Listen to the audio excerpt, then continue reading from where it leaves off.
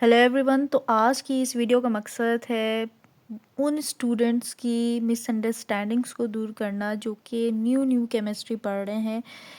बहुत से स्टूडेंट्स जो होते हैं उनको यही प्रॉब्लम फेस करनी पड़ती है कि पीरियड्स किस पोजीशन को कहते हैं, ग्रुप्स किन्हें कहते हैं, उनको नहीं पता होता और टीचर पढ़ाई जा रहा होता है, तो ये बहुत प्रॉब्लम रहती है। मुझे भी थी, that's why I am explaining this.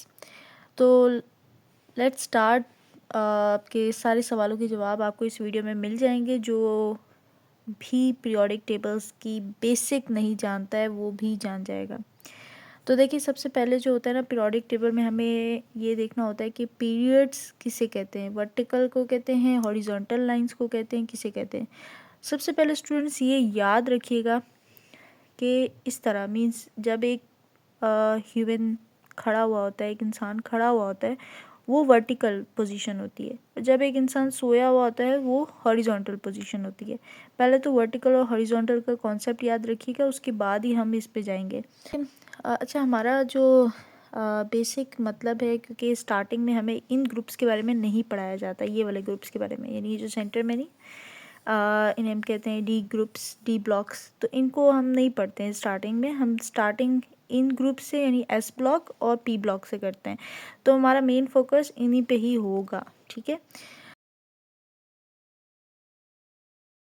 तो अब देखते हैं यहाँ पर हमारे पास पीरियड कॉन्सेप्ट। तो पीरियड्स स्टूडेंट्स आपने पढ़ा होगा कि 7 पीरियड्स होते हैं, राइट।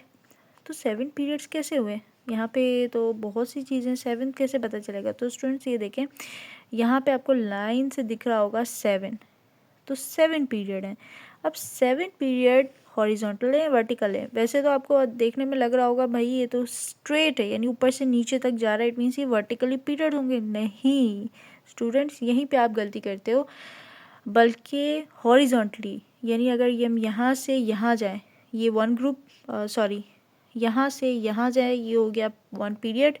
यहाँ से यहाँ जाए, 2nd पीरियड। फिर यहाँ से कंटिन्यूटी में, this is a 3rd period. Then continuity में यहाँ से जाएंगे, ये हमारा 4th, 5th, 6th and 7th। तो इस तरह हमारे पास क्या हो गया, we have period horizontally, not vertically, okay.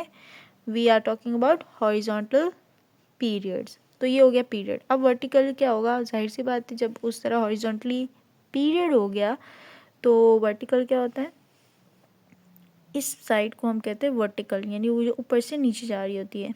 इनको हम कहते हैं ग्रुप्स। ये हमारे ग्रुप्स हैं, ठीक है स्टूडेंट, ये हमारे ग्रुप्स हैं जो लाइन से इस तरह जा रहे हैं। तो वर्टिकल और हॉरिजॉन्टल का फ़र्क पता चला आपको? तो इस तरह पीरियड हो गए, इस तरह ग्रुप्स हो जाएंगे, ठीक है। और यहाँ पर आप देखें तो यहाँ पर 1, 2, क्योंकि मैंने आपको बोला है कि हम ये नहीं पढ़ रहे हैं फ़िलहाल। डी ब्लॉक स्टार्टिंग में हमें नहीं पढ़ाया जाता, और इसलिए आपको दिख भी रहा होगा कुछ कुछ पीरियोडिक टेबल में आपको बहुत ज़्यादा मिसअंडरस्टैंडिंग स्टूडेंट्स को यही होती है कि भाई यहाँ पर तो पूरा 18 ग्रुप्स लिखे हुए हैं, हमारे बुक में तो 8 ग्रुप्स लिखे हुए हैं जब हमें पढ़ाया जाता है। तो ये क्या क्या है, यहाँ पे कन्फ्यूजन होती है। तो स्टूडेंट्स, जब हम 9-10 में होते हैं ना, तो हमें ये ग्रुप पे ज़्यादा फोकस नहीं करवाया जा रहा था। तो आप यहाँ से काउंट करें, 1, 2, देन यहाँ पे 3, 4, 5, 6, 7 एंड 8। तो हमारे पास टोटली स्टूडेंट्स एस और पी ब्लॉक के कितने ग्रुप्स हो गए? 8 ग्रुप्स हो गए, ठीक है। लेकिन ओवरऑल अगर हम डी ब्लॉक्स को भी मिला लेते हैं, ठीक है, जब हम डी ब्लॉक्स पढ़ते हैं ना, तो जब हम ओवरऑल पीरियोडिक टेबल की बात करते हैं इंक्लूडिंग द डी ब्लॉक, तो हमारे पास 18 ग्रुप्स हुए including these things, okay. Otherwise जब तक आप पढ़ेंगे एस ब्लॉक पी ब्लॉक तो आपके पास 8 ग्रुप्स हैं, लेकिन अगर आप पूरे पीरियोडिक टेबल को देखते हैं तो हमारे पास 18 ग्रुप्स हैं, ओके।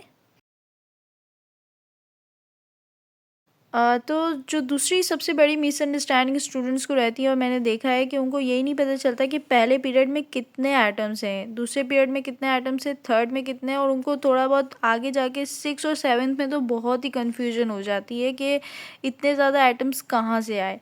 तो स्टूडेंट्स, हम काउंटिंग करेंगे और आपके सामने आज काउंटिंग करके सारा जो मिसअंडरस्टैंडिंग है उसको ख़त्म करते हैं। पीरियड नंबर 1 की बात करें तो आप यहाँ से लाइन से जाएँ तो देखिए इस पीरियड में एक तो हाइड्रोजन हो जाएगा और दूसरा हमारे पास एटम है हीलियम। तो इट मीन्स पीरियड नंबर 1 में 2 एटम्स हैं। फिर पीरियड नंबर 2 में जाते हैं, इसलिए अच्छा फर्स्ट वाले पीरियड को इसीलिए हम सबसे ज़्यादा शॉर्टेस्ट पीरियड कहा जाता है। आपने अपनी बुक्स में पढ़ा होगा शॉर्टेस्ट पीरियड, बिकॉज सिर्फ ये एक इकलौता एक ऐसा पीरियड है जिसमें 2 एटम्स मौजूद हैं। फिर हमारे पास आता है पीरियड नंबर 2 जिसमें टोटली 1 2 3 4 5 6 7 8 एटम्स हैं। एंड एग्जैक्टली सेम 3 में भी आप देखो 1 2 3 4 5 6 7 8, तो 2 और 3 इन दोनों में भी हमारे पास क्या हो जाता है, सेम 8 एटम्स मौजूद हैं। अब क्योंकि फर्स्ट में सबसे ज़्यादा कम एटम्स है इसलिए हम उसे कहते हैं शॉर्टेस्ट पीरियड। फिर थोड़ा सा हम हल्के हो जाते हैं, आई मीन के थोड़े से ज़्यादा एटम्स आ गए तो it means it's a short period. Second और थर्ड में सेम एटम होने की वजह से इनको मिलाकर हम कहते हैं these are the short period. Okay, अब हम जाते हैं फोर्थ पे। तो फोर्थ पे आप काउंट करें 1 2 3 4 5 6 7 8 9 10 11 12 13 14 15 16 17 18, तो 18 एटम्स यहाँ। और फिफ्थ में भी देखिएगा 18 एटम्स, सेम उसकी काउंटिंग सेम जा रही है।